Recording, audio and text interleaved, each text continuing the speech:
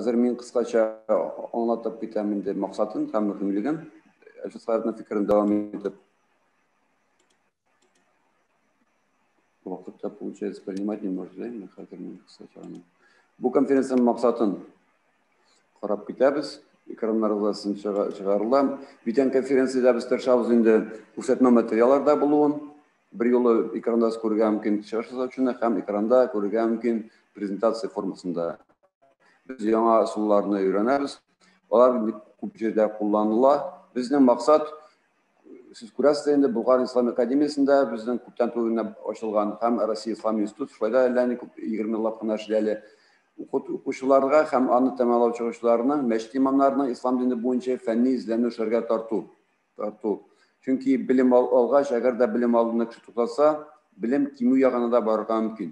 Şuna göre her vakit bilim algan kişiler, şimdi zor okuyatlarını bitirgenler iken, onlar indi ninder konferansiyelere katnaşırga, ninder işler alıp barıga tiyişler. Şuna bizim de birinci maksatı, şeharımızda kim var, şuların tilekleri var, çıkışlarla, ninder işler var, etesizler var iken, onlar için şunday platforma mümkünçülük. Halk aldığında özlerinin bilimlerin halkka жеткирүү, ninder sorularını көтеріп çıkuu, fikir koyuşu bir-birimiz bilen. İkinci maksatı indi, Tuğan Tatar din galimleri mirasına hürmet. Çünkü bu bir zor miras, qaysı kişinin әлі bilmeydi andi miras var ekanini kimler için ol birinci tapır açış bula. Endi kim bile ona hürmet ko'rsatу kerak. Çünkü ul galimler öz vaqtda bir qiyin vaqtda yaşaganlar. Misal üçün Mirza Fakhriddin bütünde ul 36 yılga kadar bütün meclisler yapılganda da hamon yazıp oturgan, bütün özünün indi tecrübesin yokka çıkmasın deyip üstelge basılı yazıp oturgan, üstel yaşıgın adip ettiğinde. Şuna göre onun mirasın bizge bu turguşta kullanı, ona hürmet, hem kalgan Tatar galimlerine hürmet yüzünden kelip çığa. Hem tağın maksat bizim meşriyanı kurslarında okutuşlarını, hem anda okuşlarını ündöv koyda, Bulgar İslam Akademiyası'na kirirge, hem Rossiya İslam İnstitutuna, üniversitesine kirirge. Çünkü onda da kira okuşular, bizning shunday sistem bo'larga tesh biz masjiddan har vaqt kimlardir jibariga tesh yuqoriroq. Shu vaqtda bizning endi olimlarimiz Mirza Fakhriddin, Musa Bigiyev, Shahabuddin Marjani gibi olimlar baroqqa kelsin uchun bizga kerak masjidda shunday salatli kishilarni, tilaklar bo'lgan kishilarni topirga, ham ularni olg'a tabi aytarga, foyda atarga endi Bulg'ar Islom akademiyasi ham Rossiya Islom universiteti. Bizning bugungi kunda Tatarston'dagina da yuqori bilimler alırga mümkün din bilimler. Şu an kullanılırga gerek. Eligen mümkünçülük bar çağında. Hem de dördüncü yılında din ülkesinde yana zamanca sularını kullanılırga öğrenir. Biz kıyınarak bolsa da baribir de birişmişe, kıyınlıklara qaramışa, video konferansiyalar ötkərgə öğrenirga gerek. Çünkü pandemiya bitse de biz misal için her gün Amerika'ya bara almayız. Video konferansiyalar ötkərgə bular mümkün sıra bara dünya ko'lam ötkərgə qatnaşırga bular. Bizga öğrenirge gerek, anda qatnaşırga, video materiallar ko'rsatirga, shahar jasarga öğrenirge gerek. Çünkü bu usullarni to'shirga tegish tugul. Hozir endi men demonstratsiya sundirib turaman. Bitan kishilarni qabul etmayman. Men siz bilan anlatib ketaman. Hozir bir yoqdan bizning hozir Tatar tiline hürmet ham qiziqishni orttiruv. Biz endi tirishamiz, mana bu video konferensiya ko'p yerda o'ta o'rus tilida, biz endi qiyin bo'lsa da o'tkazamiz Tatar tilida. Chunki ko'p bizning ishlar yozilgan o'rus tilida. Uni tarjima etishga kerak, mashaqqati ko'p. Lekin o'zimizning tugan tilini hurmat yüzünden biz chiqishlarni yozamiz Tatar tilida. Ham Tatar olimlarining dini Tatar din ülkesinde yaşayan Tatar olimlarining mirasına negizlanib, bu ikkilata hurmat kelib chiqadi tilning o'zine. Hem bu tilde icat etken, bu tilde özlerinin eserlerini yazgan, hem şu tilini kullanıp yaşayan Tatar galimlerinin, dini galimlerinin mirasını bugün biz tema etip qarayız. Hem o bir zor tema, ne biz aytırga kerak, ne özümüzün mirasımızın ko'p vaqtda qadrini biz bilmeymiz. Bu miras bilen şug'ullanlar, Germaniya galimleri de şug'ullanlar, Amerika'da galimleri de, onlar şu Tatar din galimlerinin mirasını özlerinin fenni işlerine tema etip alırlar, hem onlar profesör derecelerine ko'tarilirler. Çünkü bu bir kızık tema. Hem bu galimler bizden Shahabuddin Marjani kitapları boyunca Arap illerinde de bilim alırlar. Musa Bigiyev, o tanılgan avtoritet. Musa Bigiyev'nin баранымнан да үземчә жасаганда аерым әйтермен.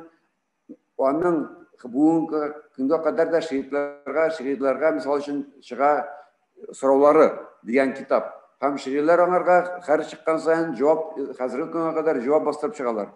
Ул инде шундый дәрәҗәдә галим. Һәм күп дип инде шактый гына галимнәрнең иҗазында, бу цепочкасында, чылбырында, белем алу чылбырында барып, анда кысылган дип әйтергә кирәк инде Муса Бигиев каяндыр килеп эләккән. Чөнки ул инде гарәп илләрендә дә булган, гарәп белем алган һәм белем тарату юлында эшләгән һәм зур галим булу сәбәпле, булып сәбәпле, ул танылган галим. Шулай Риза Фәхретдиннең менә Шура журналын укыганнар, Европада укыганнар, Төркиядә дә укыганнар, Египетта да укыганнар, Америкада да укыганнар. Чөнки менә бу чор нинди булган? Менә бу чорда бик сәләтле кешеләр барлыкка килгәннәр һәм Аллаһның рәхмәте белән алар үзләренә юл тапканнар. Нинди соң бу чор? Кыскача гына бу чорның әйтеп китәсе килә. Ни өчен бу вакытта галимнәр шундый зур дәрәҗәгә ирешкән? Аның сәбәбе кыскача гына әйтеп китәм, 1-2 минут эчендә үзе бүгенге чорга да ул туры килә. Шуның белән чагыштырып карарга кирәк. Үз заманында ислам иң артта калган халыкны иң зур дәрәҗәгә күтәргән һәм Аллаһ җибәргән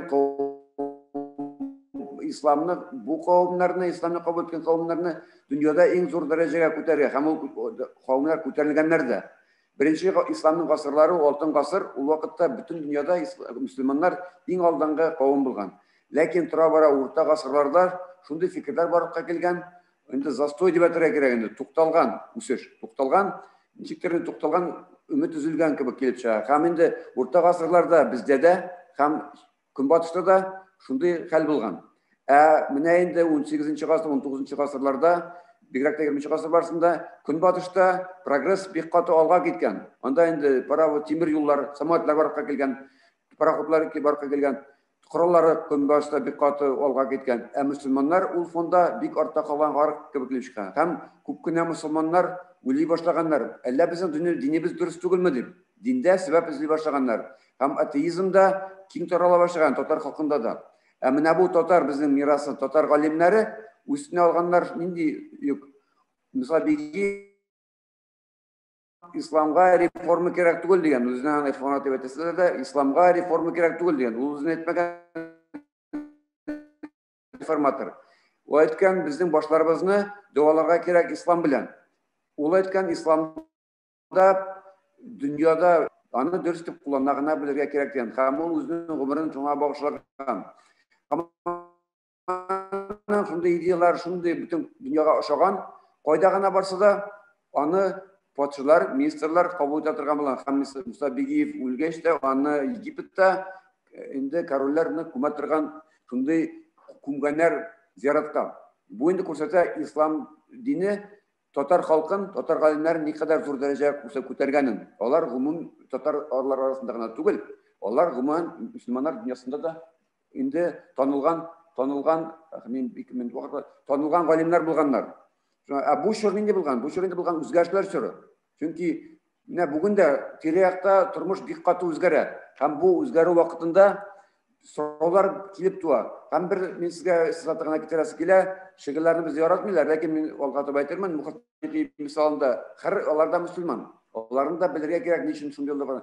Һәм аларның Хатами дигән бар ул президентта булган һәм ул дини яктан да алга киткән кеше, аның бер цитатасы.